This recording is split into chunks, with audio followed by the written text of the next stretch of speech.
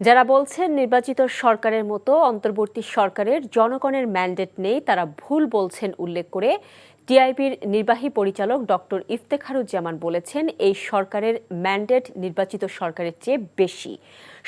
সংস্কার বিষয়ে এসডিজি বাস্তবায়নে নাগরিক প্ল্যাটফর্ম আয়োজিত আলোচনায় এসব কথা বলেন তিনি।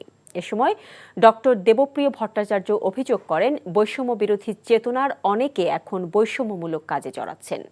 হাসানুল শাওনের রিপোর্ট।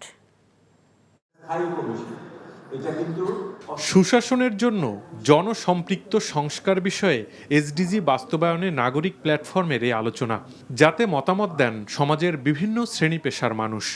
যারা কষ্ট করে শিক্ষিত বক্তারা বলেন, পতিত আওয়ামী সরকারের উন্নয়নের বয়ানের বিপরীতে দেশে সব ধরনের বৈষম্য বেড়েছে। জুলাই আগস্ট বিপ্লবের পর যারা ক্ষমতায় এসে গেছেন বলে ভাবছেন, তাদের মধ্যে সে আন্দোলনের চেতনার প্রতিফলন নেই।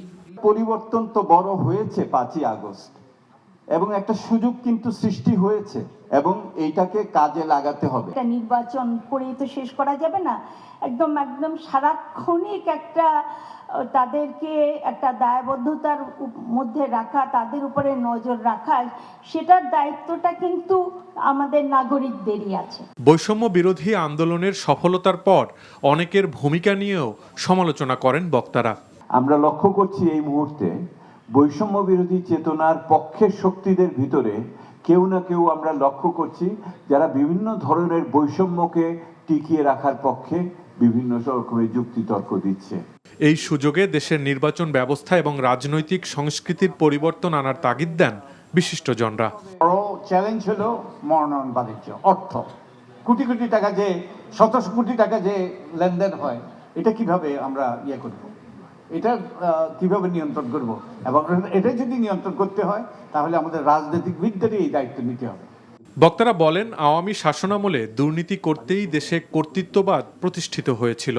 অনেকে মনে করেন যে অন্তর্বর্তীকালীন সরকার নির্বাচিত সরকার নয়, তাদের ক্ষমতার ভিত্তি নাই। মিসনোমার। যেই ম্যান্ডেট নিয়ে অন্তর্বর্তীকালীন সরকার ক্ষমতায় বসেছে, তাকে দেয়া হয়েছে, এটা অভূতপূর্ব। এটা কোনো নির্বাচিত সরকারেরও নাই। দেশ সংস্কারের যে সুযোগ তৈরি হয়েছে তা কাজে লাগানোর আহ্বান জানান এসডিজি বাস্তবায়নে নাগরিক platform. Hasanul Shaon, NTV news, Dhaka.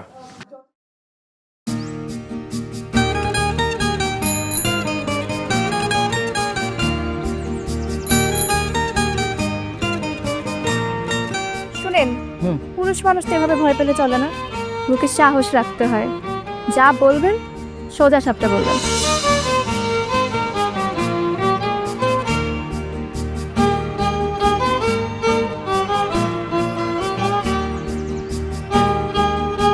তো এই শীতে যে শীতের কাপড় ছাড়া আসছো, এটা কি ঠিক আছে? তোমাকে দেখার পর থেকে আমার জীবন থেকে শীত, গ্রীষ্ম, বর্ষা সব চলে গেছে, শুধুমাত্র তুমি আছো।